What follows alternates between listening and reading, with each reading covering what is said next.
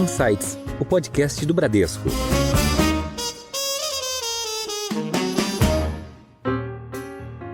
O Drex não nasceu para concorrer com o Pix. Isso é muito importante as pessoas entenderem. Você não vai utilizar o Drex provavelmente para pagar uma pessoa, mas que nem o Freitas falou, para você liquidar transações com ativos tokenizados ou ativos digitais. Usando IA generativa, a gente consegue trazer para o nosso cliente final uma redução de quase 80% no tempo de resposta.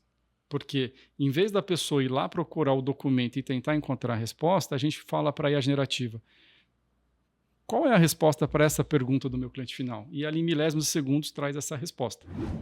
Olá, tudo bem? Você ouviu agora alguns destaques de hoje, mas tem muito mais. Eu sou o Fernando Gaudi e esse é o Insights, seu podcast semanal com ideias que provocam um novo jeito de pensar. Os temas ligados à inovação no mercado financeiro estão em alta. Tanto o Banco Central quanto a CVM divulgaram suas agendas regulatórias com a intenção de tratar diversos assuntos relevantes para o mercado. Temas como Drex, tokenização, criptoativos, Open Finance e a inteligência artificial estão na pauta do dia. Para falar sobre esses e outros assuntos relacionados a inovações, o Insights de hoje traz um bate-papo com o Freitas, que é superintendente executivo do Bradesco. Tudo bem, Freitas? Olá, Gaudi. Olá, pessoal. É um prazer estar aqui com vocês. Completando a nossa mesa de hoje, temos o Jorge Marcel Smetana, que é especialista de pesquisa e inovação do Inovabra. Marcel, muito obrigado pela sua presença. Olá a todos, obrigado a vocês pelo convite. Estamos à disposição. Obrigado pela sua presença no Insights, Marcel. Então vamos começar falando sobre as diferentes definições e siglas que existem na criptoeconomia. Então a gente ouve falar muito de CBDC, criptoativos, criptomoedas, tokens. Acho que é legal explicar para o público a diferença entre essas siglas e o que eles significam. Você pode começar, Freitas, por favor? Claro, bom, eu vou começar aqui, mas o Marcel é o nosso especialista aqui do banco e vai me ajudar aqui a gente a tentar desvendar um pouco, né, como que isso vai impactar as nossas vidas, né, no dia a dia, né? Então, eu gosto muito de pensar que a gente tem 4 grandes mercados. O primeiro grande mercado é o que a gente chama aqui das criptomoedas, né? Então, essas que a gente ouve falar, né? Bitcoin, Ethereum, Solana. Então, essas criptomoedas, eu gosto de colocar elas num conjunto de uma nova classe de ativos, onde as pessoas podem ficar expostas, né, no seu investimento a elas. E elas podem valorizar ou não. Esse é um mercado super interessante, né, onde cada moeda, e a gente vai, nesse nosso bate-papo, discutir um pouco sobre isso, né, nós temos hoje mais de 2,4 milhões dessas criptomoedas. E cada moeda dessa tem uma tese, né? Então, por exemplo, o Bitcoin é uma dessas 2,4 milhões de moedas. Nós temos um conjunto relevante onde cada uma dessas tem um propósito, tem uma finalidade. Então, esse é um primeiro conjunto que a gente gosta de chamar desse mundo que a gente chama de ativos digitais, né? O segundo bloco que eu gosto de colocar é quando a gente fala em ativos reais, né? Então, o que são ativos reais para nós, né? A nossa escritura da nossa casa, né? O direito relacionado a consórcio ou precatório. Então, toda vez, né, que você tem ativos reais ou eletrônicos, né, onde você utiliza a tecnologia blockchain, a gente está falando desse mundo, é o mundo da tokenização. Então, esse é um segundo grande bloco, onde a gente começa a observar, né, algumas teses surgindo no mercado e aonde todo mundo começa a observar que o mercado de capitais pode se beneficiar bastante quando a gente pensa em custo, quando a gente pensa em prazo de emissão de dívida, né, e por aí vai. Um terceiro bloco é esse que você mencionou, que são as CBDCs. O que é isso no fim do dia, né? É a moeda digital soberana que um país emite para ter as mesmas propriedades daquele primeiro bloco de criptomoedas. Alguém pode estar pensando em casa, mas eu já tenho o real, eu já faço transferências eletrônicas através do meu mobile. É verdade, mas ela não carrega algumas propriedades que nós vamos discutir, e o Marcel pode se aprofundar um pouco daqui a pouco, onde ela é super interessante. Então, todos os bancos centrais do mundo, o último número que nós vimos algo em torno de 80% dos bancos centrais no mundo estão ou estudando ou fazendo projetos pilotos de emissão de moedas soberanas que carregam essas propriedades. Dentro desse bloco, eu ainda colocaria o que a gente chama das stablecoins, que são moedas pareadas em uma cesta de ativos ou numa moeda fiduciária que permitem você ficar exposto a essa moeda, mas usando essa tecnologia. Então, hoje, os volumes são bastante relevantes já de pessoas usando essas stablecoins. E um quarto bloco desse mundo de ativos digitais é o mundo DeFi. Então, como é que a gente pode, assim, de uma forma bastante simplória, pensar no mundo DeFi? São todas as aplicações que hoje a gente usa o sistema financeiro de forma formal, por exemplo, pegar um empréstimo no banco, né? E você tem protocolos que utilizam, e o Marcel vai entrar um pouco mais em detalhes, o que a gente chama de smart contract.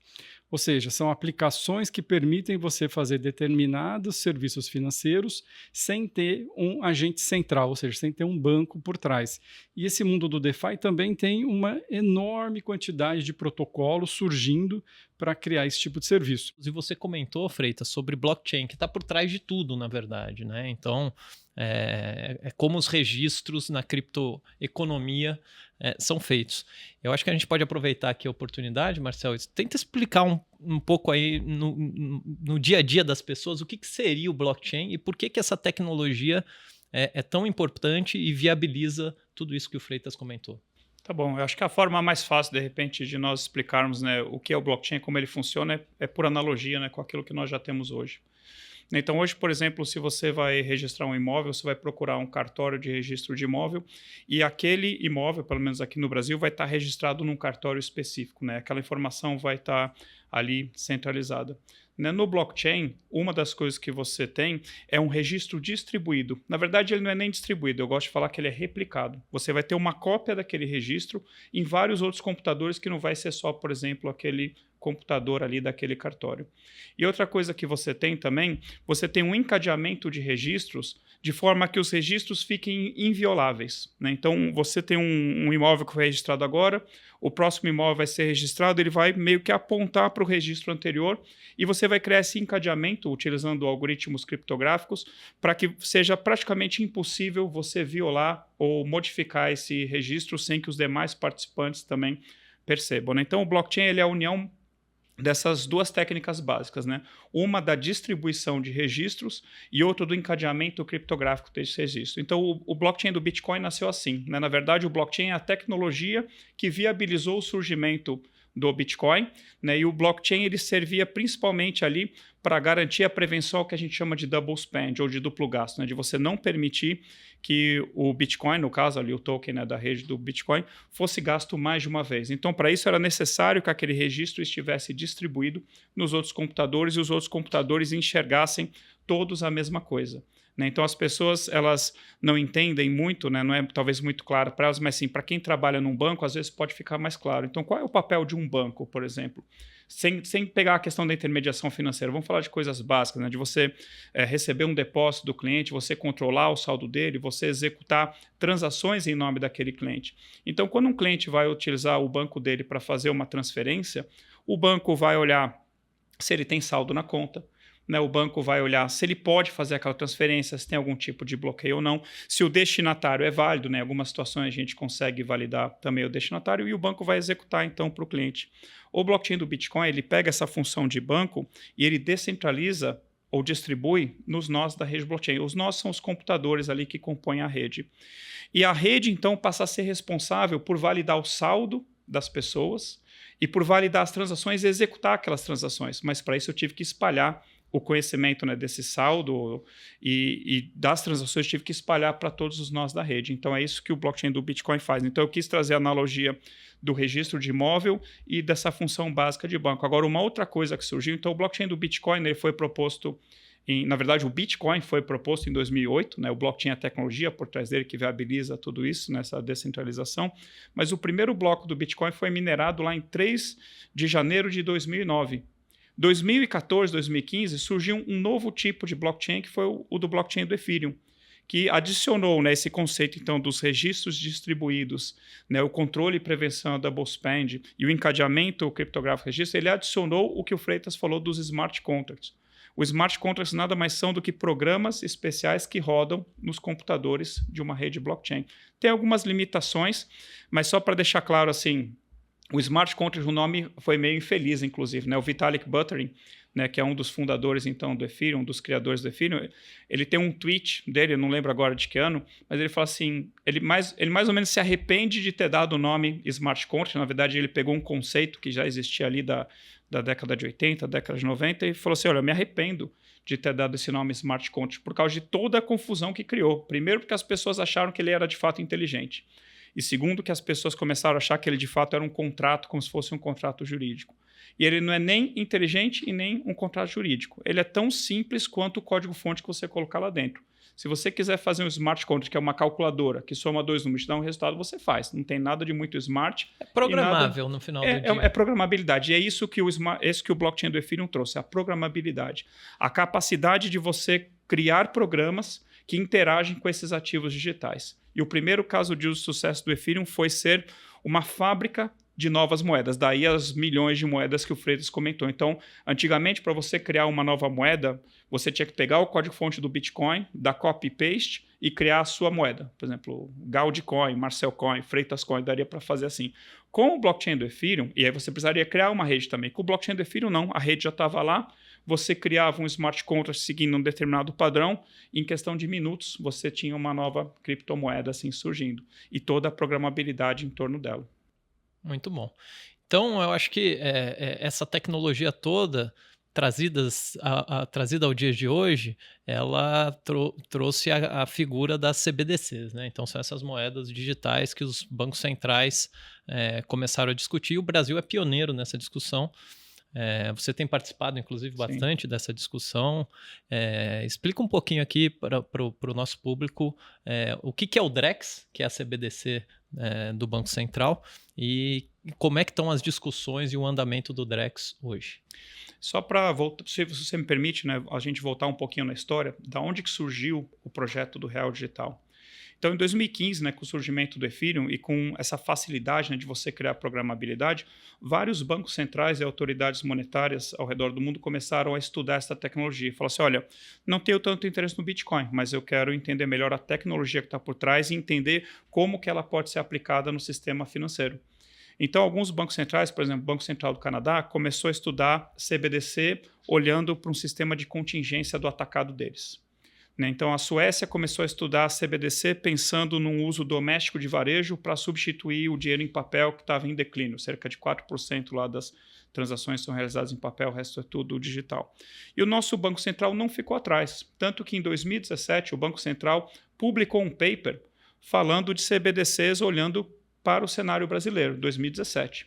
Em 2018, aconteceu um advento muito importante. O Facebook anunciou a criação de uma associação chamada Libra, junto com grandes empresas, Visa, Mastercard, Booking.com e várias outras, para criar uma stablecoin global, lastreada em uma cesta de moedas soberanas, né, que o Freitas comentou, e que poderia alcançar assim, bilhões de usuários de Facebook, de WhatsApp e usuários dessas outras plataformas. Isso basicamente acendeu uma luz vermelha em praticamente todos os grandes bancos centrais mundiais.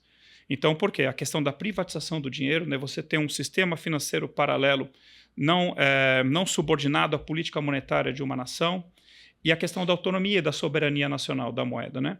Então, todos os grandes bancos centrais começaram a estudar com mais afinco a questão das CBDCs. E o nosso Banco Central também acelerou, né, os seus estudos, e aqueles que não estavam estudando uma CBDC de varejo, que estavam, por exemplo, só CBDC de atacado, passaram também a olhar a CBDC de varejo. Então, o DREX, sinceramente, hoje o DREX são 5 coisas, eu coloco dessa forma.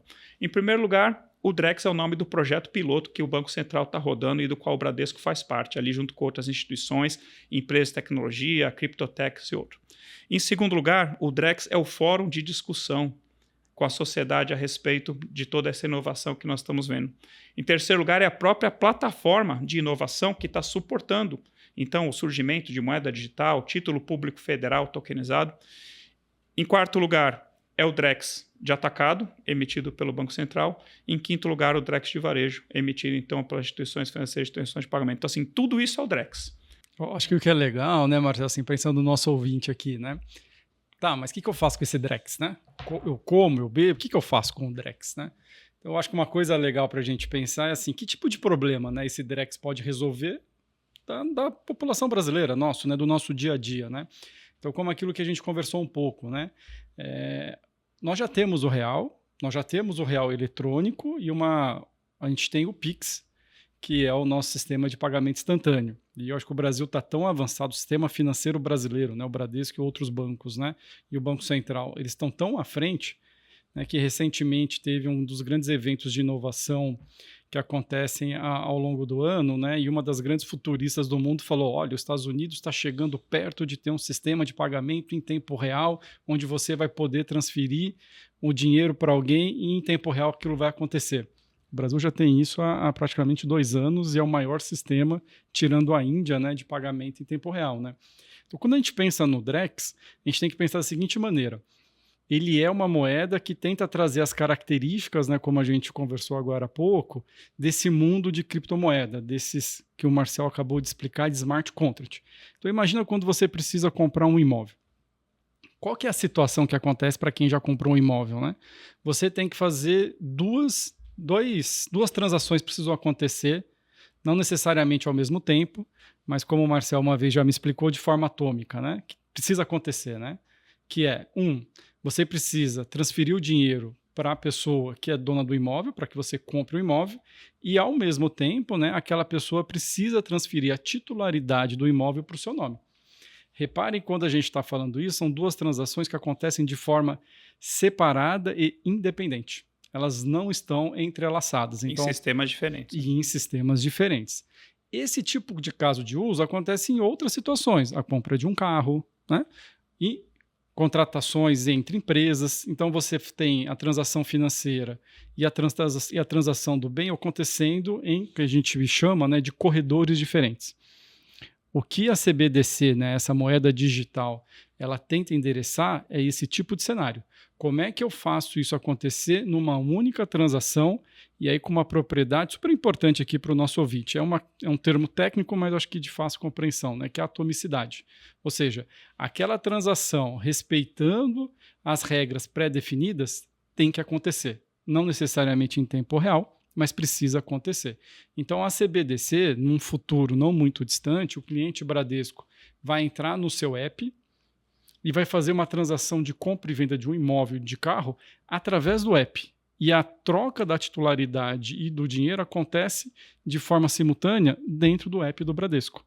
Então, esse tipo de cenário, no horizonte de 3 anos, é cada vez mais provável que o sistema financeiro bancário brasileiro passe a ocorrer. Então, é super interessante, né? E é uma modernização impressionante aqui do sistema financeiro aqui no Brasil. Né? O Freitas tocou num ponto importante, que é o seguinte, qual é a finalidade do Drex? Né, se você olhar os slides do Roberto Campos Neto e de outros representantes do Banco Central, você vai ver que assim, fomentar a inovação, aumentar a eficiência do sistema financeiro, aumentar a competitividade. Mas assim, o Drex não nasceu para concorrer com o Pix. Isso é muito importante as pessoas entenderem. Você não vai utilizar o Drex provavelmente para pagar uma pessoa, mas que nem o Freitas falou, para você liquidar transações com ativos tokenizados ou ativos digitais. Né? Então eu preciso fazer essa entrega e receber um pagamento, que nem o Freitas comentou. A plataforma do Drex provavelmente vai ser o melhor lugar para você fazer isso. Agora, com quais ativos? Primeiro vai começar com os ativos do perímetro regulatório do Banco Central. Né? Então, lá no piloto Drex está sendo testado o título público federal tokenizado. E amanhã, de repente, um CDB, um LCI, um LCA, um CRI, um CRA, de repente, depois de amanhã, os ativos da CVM, depois, mais para frente, integrado, né, com rede do Detran, rede do cartório, que o Freitas comentou, assim, é um ecossistema que ele vai crescendo e os casos de uso vão acabar sendo adicionados e trazendo esse benefício para a população.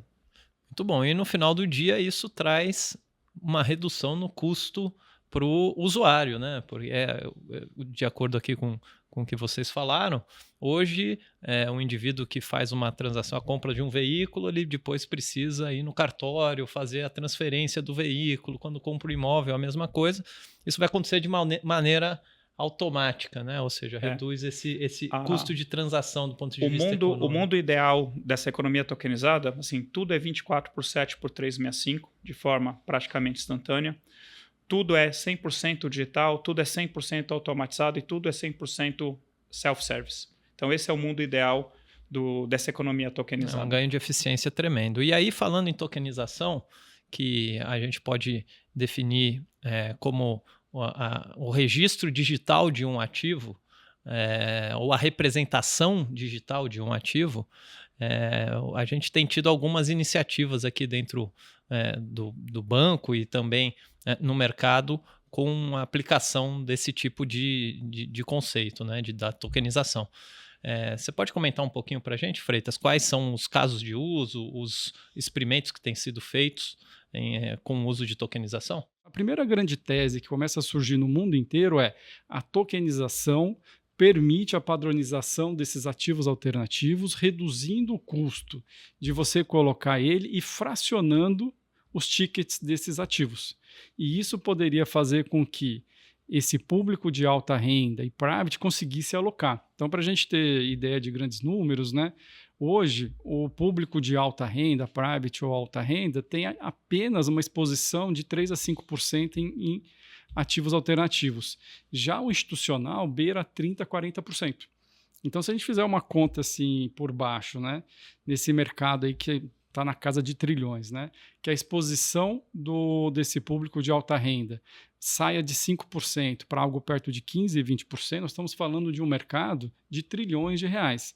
Então, o mundo, de uma maneira geral, começa a se movimentar na direção de que a hipótese da tokenização, de padronização, pode ser vitoriosa quando a gente olha para esse mundo de classe de ativos alternativos. Então, essa é a primeira hipótese que está, essa primeira tese que tem no mercado e que a gente vê através de alguns parceiros que o Bradesco possui fora do Brasil, uma movimentação bastante alta, e o Bradesco também vem se movimentando nessa direção, seja aqui com a Asset, né, seja com a nossa área de custódia, né, de como que a gente consegue se posicionar e ofertar esse tipo de ativo para os nossos clientes de alta renda, né?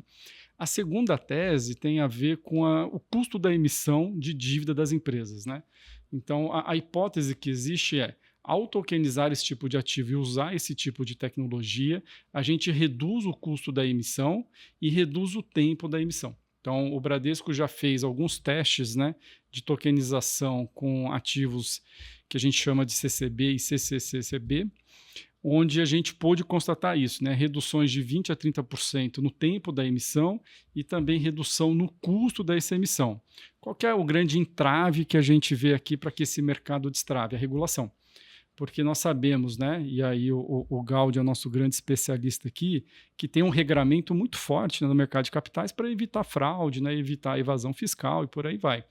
Então, você tem vários atores dentro desse mercado que garante que aquela emissão é uma emissão correta, né? Que todo mundo que está investindo naquilo tem todas as informações necessárias para a tomada de decisão.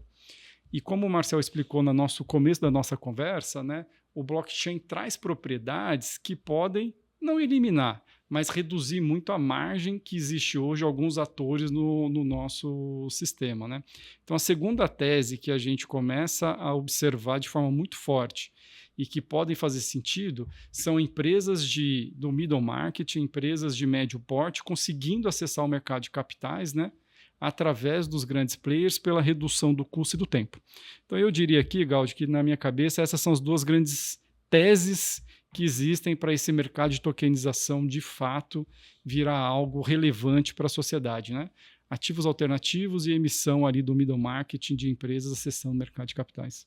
E aí aumenta a segurança, né? Porque a partir do momento que você padroniza, que você dá publicidade, que fica muito mais simples a checagem da existência, da unicidade desses ativos que são ou serão tokenizados, isso traz uma eficiência muito grande para o mercado. Então, de fato, isso está avançando, o conceito de tokenização é cada vez mais presente nas discussões.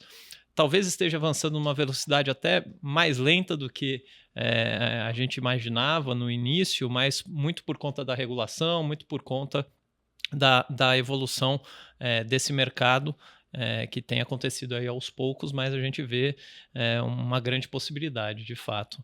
E vamos mudar um pouquinho aqui de tema, porque a gente tem muita coisa para falar, e eu acho que tem alguns temas que são muito interessantes, que a gente também tem se debruçado aqui no Bradesco, discutindo, aplicado alguns casos de uso, e um deles, sem dúvida nenhuma, que talvez seja um tema mais quente do momento, é a inteligência artificial, mais especificamente a inteligência artificial generativa. Freitas, você pode também dar uma palhinha aí do que a gente tem feito nesse sentido aqui dentro do banco? Não, claro, eu acho que esse assunto é um assunto super sexy, né? E recentemente eu tirei férias e pude aproveitar meu tempo. Eu tenho 2 filhos, né, pequenos, e pude aproveitar meu tempo com eles, e a gente brincou um pouco com a IA generativa.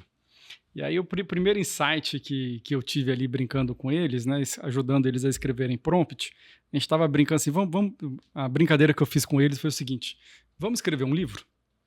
Aí eu, né, antes da IA generativa, escrever um livro provavelmente levaria 2 anos. Né? Você teria que escrever um roteiro, depois definir os personagens, para cada capítulo conseguir encadear a história, e depois, como obviamente é um livro para criança, precisa fazer os desenhos, as ilustrações, né? Que também levaria o seu tempo. Eu tirei férias, em 15 dias a gente conseguiu fazer um esboço de livro e ilustrações utilizando a IA generativa, que estão especializadas, né, em roteiro de livro, e usando a IA generativa especializada em criar desenhos. E aí que vem um insight, né? Acho que pela primeira vez na história, a sociedade, nós aqui, né, usuários comuns, nós estamos operando uma inteligência artificial, né? Antes, né, nós como usuários, nós consumíamos aplicações construídas por especialistas, né? Então, por exemplo, né, acho que todos os nossos ouvintes aqui provavelmente utilizam o Waze para se deslocar nas grandes cidades. Ela utiliza a inteligência artificial de forma massificada, mas ninguém é usuário da IA, nós somos usuários de uma aplicação que usa IA por trás, né? Todos nós aqui assistimos streams, né? Não importa qual seja. E por trás dos streams, quando a gente entra, né, no aplicativo lá do stream, seja ele qual for, vem para nós, olha, dadas as suas preferências passadas, está aqui possíveis filmes que você vai gostar. E também utiliza, né, sistemas de recomendação e de clusterização que usam o IA de forma massificada. Mas, de novo, você está usando uma aplicação que utilizou a IA. O ChatGPT, né, que foi, né, o precursor de tudo isso que a gente está vendo, muda essa relação, né? Você está, pela primeira vez, usuários comuns, sem precisar de uma especialização muito grande, utilizando inteligência artificial em primeira camada, né?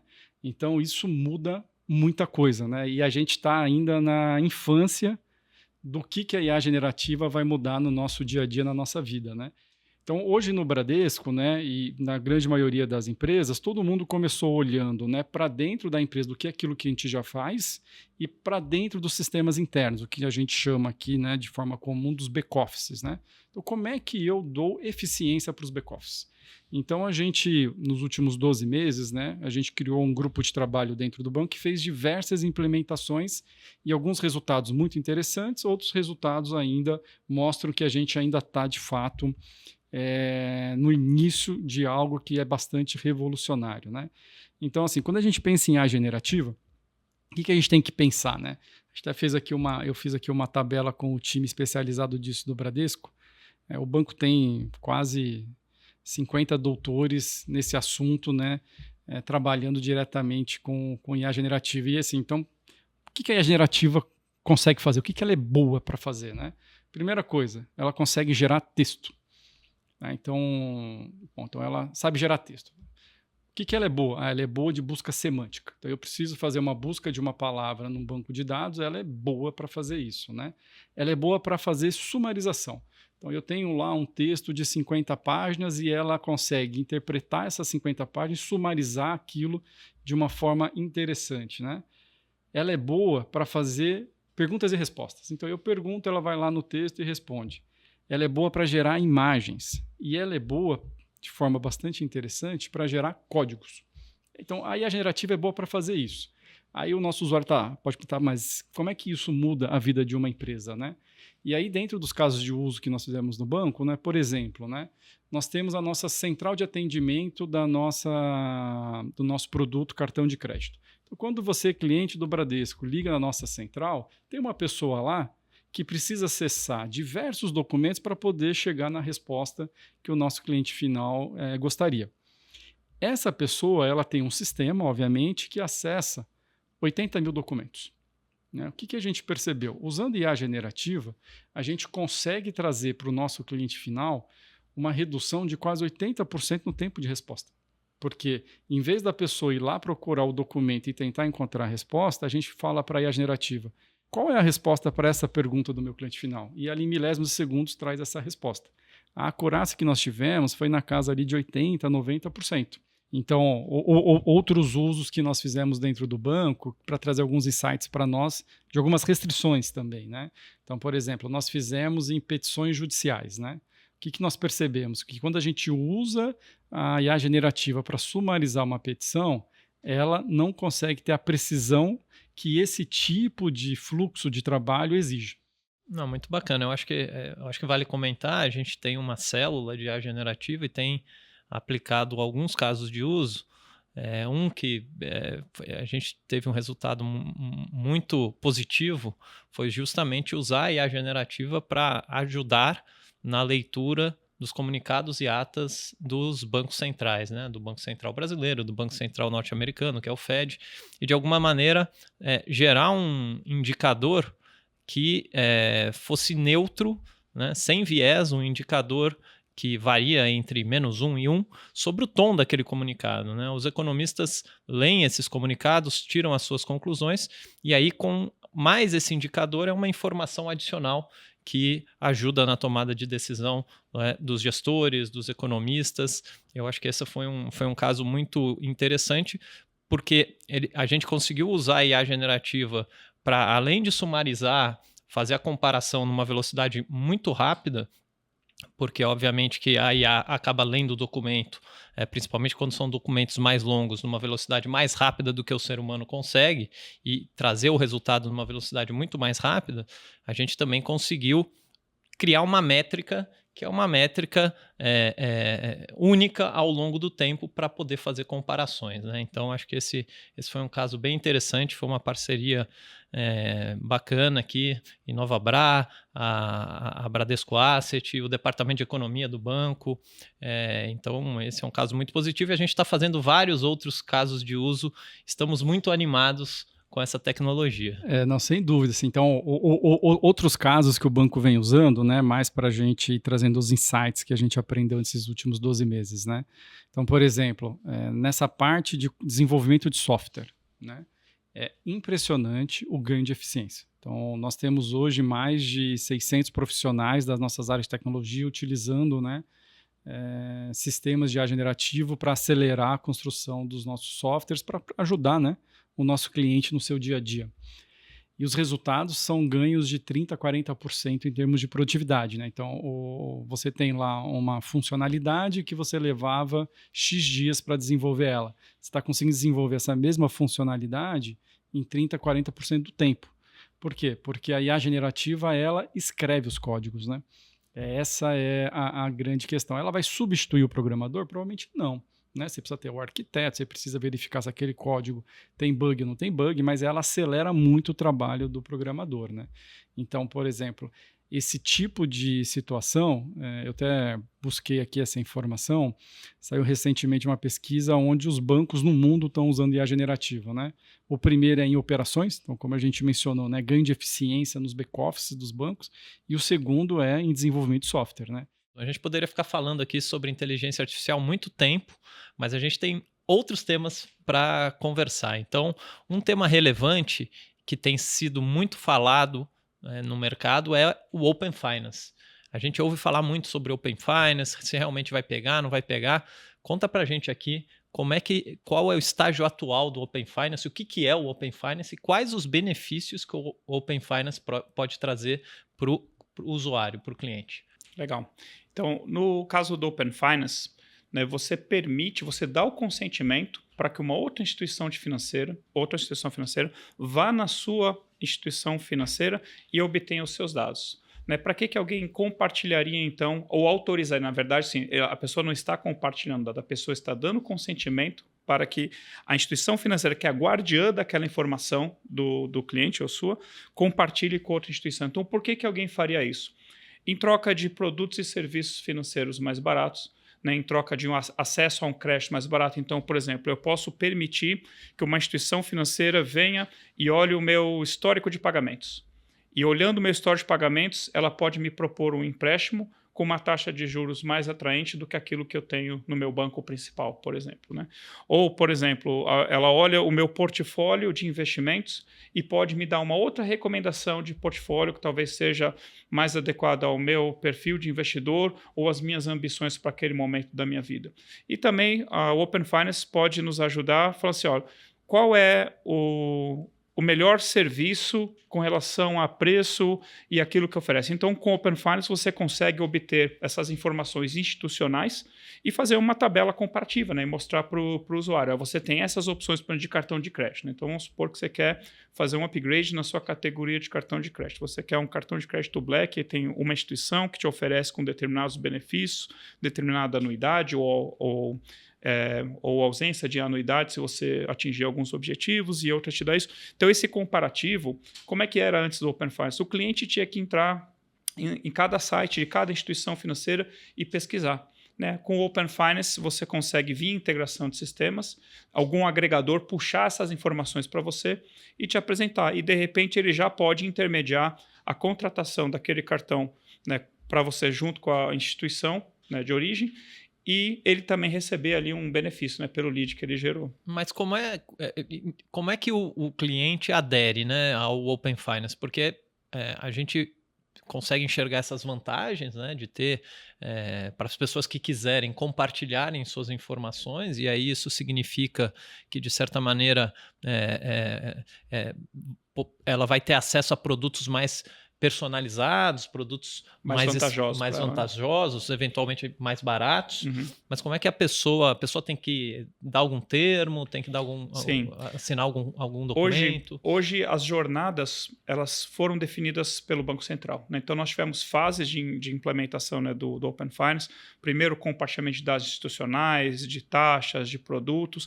Depois o compartilhamento, né, de saldo extrato, informação de pagamento. Depois a questão de investimento. Então são fases do Open Finance. Então, o que eu já consigo fazer com o Open Finance? Qual é a jornada? Isso meio que está padronizado, né, pelo grupo de trabalho orquestrado ali pelo Banco Central junto com a sociedade. Tem um termo de uso, né, que você precisa consentir, né? Você precisa ali, por exemplo, no caso do Bradesco Celular, você precisa procurar a questão do Open Finance, autorizar o compartilhamento. Esse compartilhamento ele é válido por um determinado tempo e você também pode filtrar o conjunto de informações que você quer que seja compartilhado com uma outra instituição. Né? Então, você é, por exemplo, cliente de 2 bancos. Você autoriza uma instituição a pegar na outra os seus dados e vice-versa. Então, mas tem sim um termo de consentimento e tem um prazo de validade. E tem também a questão de LGPD do que aquela instituição que pegou as suas informações, o que ela pode fazer com aquelas informações.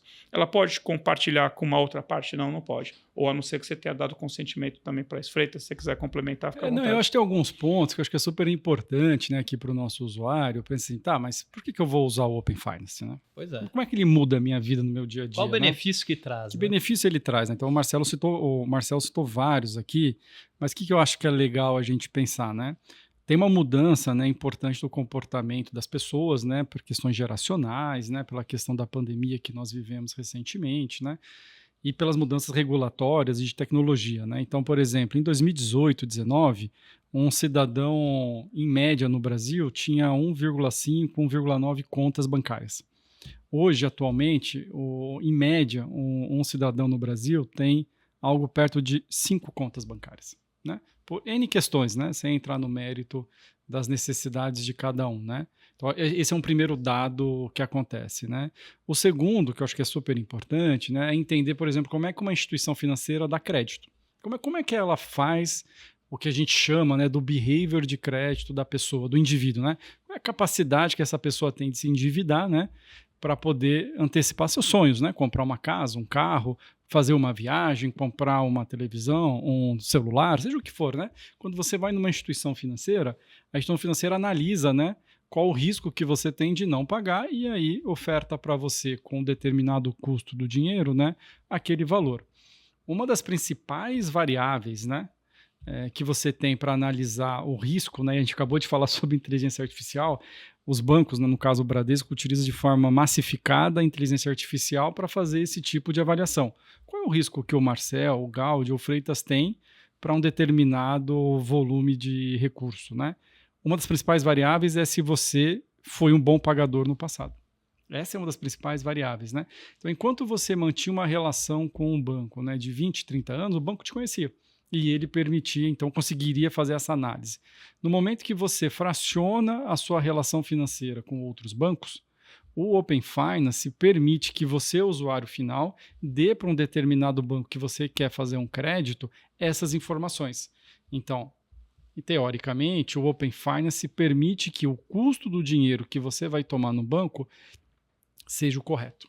Porque as informações necessárias para um banco decidir, né, se cada um de nós três aqui, por exemplo, estamos nessa conversa, tem condições de fazer o pagamento ou não, estão dadas naquele momento. E não precisa criar um relacionamento de 5 anos a partir daquele momento. Então, esse é um ganho extraordinário, né, para as pessoas, né, que reduz, né, o risco e o custo, né, do dinheiro. Então, o Open Finance ainda está em maturação no Brasil. Hoje, o Brasil está entre as 3 maiores economias do mundo em Open Finance. Nós temos hoje praticamente 28 milhões de usuários do Open Finance no Brasil. É disparado, assim, quase 3 vezes maior do que nós temos na Inglaterra, que foi o pioneiro nisso, né? Então, é muito grande hoje esse mercado. Um segundo caso de uso bem interessante, que na fase 3 do Open Finance, é a iniciação de pagamento. Então, você, usuário final, entrou num determinado aplicativo para pedir comida. E você quer fazer o pagamento com o Pix naquele estabelecimento. Como é que você faz hoje? Você tem que copiar o Pix, abrir o seu app, colar o Pix e fazer o pagamento. E aí, por trás dos holofotes, né, há uma reconciliação para que aquele pedido lá da sua comida seja entregue. O Open Finance criou um mecanismo, né, um novo corredor de pagamento chamado iniciação de pagamento. Né, e o Bradesco, junto à sua área de cash management, lançou esse ano esse produto. Então, você, dentro desse serviço de entrega, você vai conseguir fazer a autorização de pagamento sem sair do aplicativo de pedido de comida.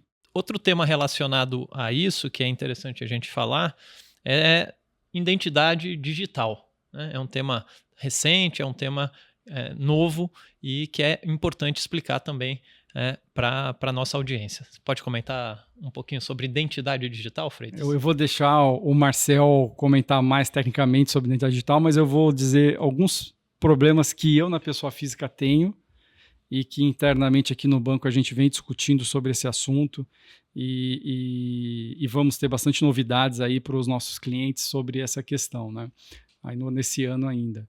Mas, por exemplo, né, quantos login e senha cada um de nós aqui temos para acessar a internet, para acessar serviços da internet? A gente parou para pensar sobre isso já?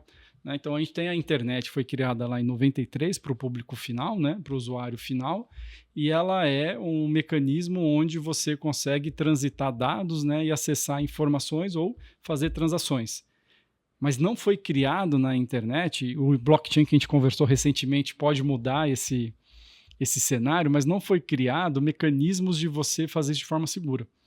E ao longo do tempo, né, cada empresa foi criando seus sistemas, né, para tornar aquela transação na internet segura. Né? Os bancos criaram o que a gente chama de onboard, e tem um regramento para isso, né, que obriga os bancos a seguir determinadas regras para garantir que a pessoa é ela mesma, não tenha lavagem de dinheiro, evasão fiscal e por aí vai. E cada um de nós aqui, se você for comprar um ingresso do cinema, como é que você faz para comprar um ingresso do cinema pelo aplicativo? Você tem que fazer um login e senha. Se você quiser comprar um livro pela internet, você tem que fazer um login e senha. Se você quiser comprar lá, eu sou corintiano, quero comprar o ingresso do Coringão, tem que fazer o login e senha. Então, qualquer coisa que você quer fazer pela internet, você tem que fazer o login e senha. Eu estava conversando esses dias com uma pessoa de cibersegurança e falou que, em média, uma pessoa normal tem pelo menos de 30 a 40 logins e senhas. Provavelmente, como a gente não consegue decorar 40 senhas, a gente deve ter 2, 3 senhas aí com suas variações de número ou de letra maiúscula e minúscula, né? Esse é um incômodo geral para todo mundo. Fora quando você esquece a senha, né? quando você esquece a senha, o custo disso, a gente levantou no banco, é um custo estimado em 100 bilhões de reais, onde as empresas detêm para poder fazer o que a gente chama de autenticação da pessoa.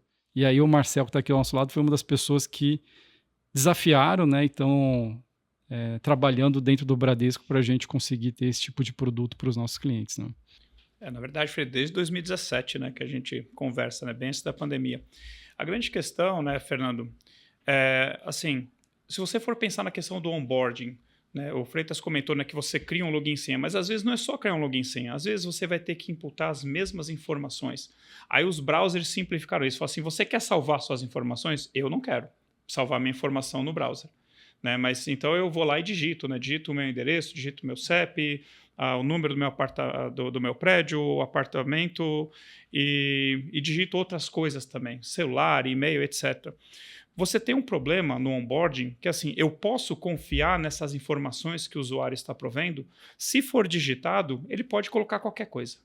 Se ele está mandando a foto de um documento, aquela foto pode ter sido editada. Se ele está mandando um PDF, aquele PDF pode ter sido editado. Então, como é que ajudaria eu ter mais confiança na informação? Se aquelas informações que ele estivesse me fornecendo fossem assinadas digitalmente por um emissor confiável. Então, assim, então o meu comprovante residencial vai ser emitido pela empresa de energia, assinado digitalmente, né, com aqueles dados. Então, assim, eu, Marcel, não consigo adulterar os dados daquele comprovante. Pode ser que eu não esteja mais morando naquele lugar. Então, vamos supor que eu paguei uma conta mês passado, no dia seguinte eu mudei de endereço, mas eu quero usar o meu endereço antigo. O banco, por exemplo, a hora que ele recebe aquilo, talvez ele não consiga ter essa informação tão rápida e falar assim, não, essa informação está desatualizada. Então, que tipo de problemas que a identidade digital ajuda a resolver? Quando a gente fala de identidade digital, nós estamos falando, na verdade, do que a gente chama de credenciais verificáveis. Né? Então, você vai ter emissores dessas credenciais, por exemplo, pode ser a sua faculdade onde você cursou, pode ser uma declaração pessoal de saúde do seu médico, pode ser um atestado de cliente bancário desde, né, antigamente não, ainda existe, né, no cheque, né, o cliente bancário desde, né, que a gente não usa mais cheque, a gente esquece, né? Mas o Bradesco pode emitir para você, então, esse atestado de cliente bancário desde sei lá quando, ou um atestado da sua capacidade de pagamento, né, que o Freitas falou, a ideia de você compor a visão do cliente. Então, a grande questão é a seguinte, eu preciso de emissores confiáveis que assinem essa informação digitalmente para que ela não possa ser adulterada. E eu preciso ter uma forma de consultar se essas informações ainda são válidas ou não. Né, o Freitas comentou sobre certidão negativa de débito. Tem prazo de validade. Né, você emite uma certidão hoje, às vezes vai ter 30 dias, 60 dias. Então, assim, eu preciso saber se ela ainda é válida, se ela foi revogada ou não. Por exemplo, uma pessoa fez uma determinada faculdade e tem lá um diploma. Só que depois de anos descobriram que ela pagou para o outro fazer a prova, que ela forjou sei lá o quê, e a universidade vai lá e não rasga o diploma físico, mas revoga aquele diploma digital. Então, eu preciso poder consultar se aquela credencial foi revogada ou não. Então, que tipo de problemas que a identidade digital resolve? Primeiro, na confiabilidade da informação. Olha, eu sei que essa informação foi emitida por um trusted party do mercado e ela está assinada digitalmente, eu sei que o Gaudi ou que o Freitas não conseguem adulterar aquela informação. Segundo lugar, se aquela informação está atualizada ou não. Quando a gente fala, por exemplo, de um comprovante de residência e essa questão da pessoa, de repente, ter mudado de lugar ou ter mudado, sei lá, de emprego, quando você tem esse ecossistema, né, que a gente criaria, então, de credenciais verificáveis, você também teria a condição de ser notificado se aquela credencial que você utilizou para fazer um onboard do seu cliente ou que você pediu para o seu cliente, se ela ainda está válida. Então, vamos supor que aquela credencial seja revogada ou ela expire. Eu posso ser notificado. Então, eu posso mais facilmente manter a minha base de informações dos clientes atualizada.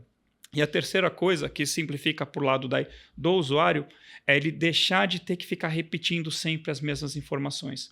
Então, o usuário teria uma wallet, né? O wallet nada mais é do que um programa que pode guardar informações financeiras, não financeiras, a wallet universal, né, que a gente fala. Então, o cliente teria uma wallet e nessa wallet ele teria essas credenciais que foram emitidas em favor dele e que ele assinou concordando também. Porém, a identidade digital não resolve um problema que, assim, prova para mim que quem está apresentando as credenciais do Fernando Gaudi é de fato o Fernando Gaudi. Por quê? Pode ser que alguém roubou o teu celular, ou pode ser que você esteja sendo coagido, né? No caso do coagido ainda é você, mas sob, assim, contra a sua vontade. Mas aí que entra também questões de biometria. e prova de liveness. Então, a identidade digital, ela simplifica um monte de coisa, mas ela ainda não prova que você é quem você diz ser. Ela só prova que assim, alguém com posse dessas informações está compartilhando comigo. Então, assim, a identidade digital sozinha não resolve todos os problemas. Agora, a identidade digital combinada com outros fatores, seja a biometria comportamental, aí nós vamos ter uma coisa bem mais robusta, né? Que vai ser muito boa assim, para a indústria e para o usuário também. Muito bom. Realmente é muita coisa, né? Então, quando a gente para conversar sobre todas essas inovações, a gente vê que no final do dia o objetivo é facilitar a vida das pessoas, reduzir custo, ganhar eficiência, e a gente tem muita coisa acontecendo no mercado, especificamente em relação a instituições financeiras, em relação ao mercado de capitais, e a gente tentou trazer aqui para os nossos ouvintes, para os nossos espectadores, toda essa conversa. Muito bom, mas a gente tem que encerrar, e aí eu vou pedir aqui a gentileza para vocês darem uma dica cultural, de livro, filme, que vocês queiram compartilhar aqui com o nosso público. Eu vou começar aqui com você, Freitas. Você pode dar uma dica cultural aí para o pessoal? Olha, eu gosto muito de livro. Então, recentemente, eu particularmente sou atraído por transformação digital das empresas, né? E para mim, a empresa e discutimos muito hoje sobre a generativa, né? A empresa que está liderando isso é a Microsoft. E tem um livro do Satya Nadella que eu acho fantástico. Que é o CEO da Microsoft. Que é o CEO da Microsoft, né? E que, para mim, ele refundou, né, esse colosso de empresa, e um livro chamado F5 conta a história de como ele fez isso.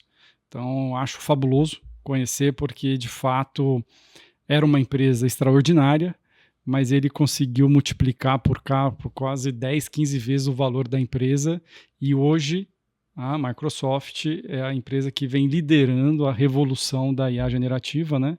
Então, acho fantástico a leitura, que é uma delícia de livro. Muito bom. E você, Marcelo? Algum filme, seriado, livro, gibi, enfim, fica à vontade. Eu acho que eu não tenho nenhum livro assim de cabeça para recomendar. Né? Assim, os meus estudos são mais assim, em torno dos papers, dos sites, de ver o que está acontecendo no mundo. Então, eu recomendaria, o Freitas falou de inteligência artificial, então eu vou falar mais do lado do blockchain de ativos digitais. Eu acho que para quem está começando, seria legal ler o paper do Satoshi Nakamoto. São 9 páginas sobre ali a criação Mas esse ali é do difícil, Bitcoin. hein? Eu já tentei ler, é mais difícil. Olha, são 9 páginas, assim, dá para ler, assim, depende muito também de qual estágio você está, né, de qual área que você é, qual é o seu interesse. Né? Assim, você quer trabalhar com isso de fato? Não tem como. Tem que ler lá, tem que ler. Por exemplo, eu sou de banco, eu sou assim desse mundo regulado, tá bom. Tem que ler as publicações do BIS, né, do Bank for International Settlement. Tem que ler as publicações do FMI. Então, tem várias coisas. Assim. Então, é menos emocionante, né, do que o Freitas sugeriu, mas assim, do lado de inovação, assim, eu sou muito mais visual, assim, né? Então, para ler livro, assim, eu tenho um pouco mais, talvez, menos disponibilidade. Eu prefiro, às vezes, sentar e consumir aquilo na forma de um filme, né?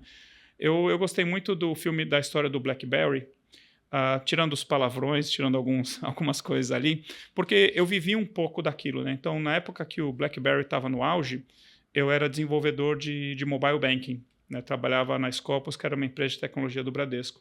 Então, a gente tinha que fazer coisa para BlackBerry, tinha que compatibilizar com o BlackBerry, e de repente surgiu o iPhone, né? Então, o filme da história do BlackBerry pega justamente essa época, né, da ascensão do BlackBerry e como, de repente, veio uma inovação disruptiva ali no mercado que pegou eles assim desprevenidos e mudou todo o mercado. Então, para quem trabalha com inovação, é muito interessante. Né?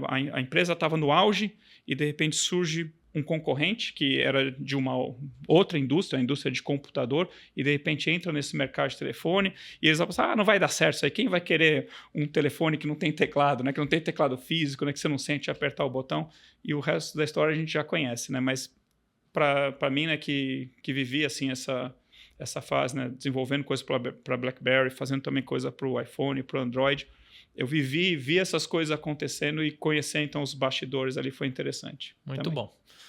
E esse foi mais um episódio do Insights, o podcast do Bradesco. Eu tive o prazer aqui de conversar com o Freitas, que é superintendente executivo e de pesquisa e inovação do Bradesco, e também com o Marcel, que é especialista de pesquisa e inovação do Bradesco. Então, queria agradecer e passar aqui a última palavra aqui para o Freitas e para o Marcel.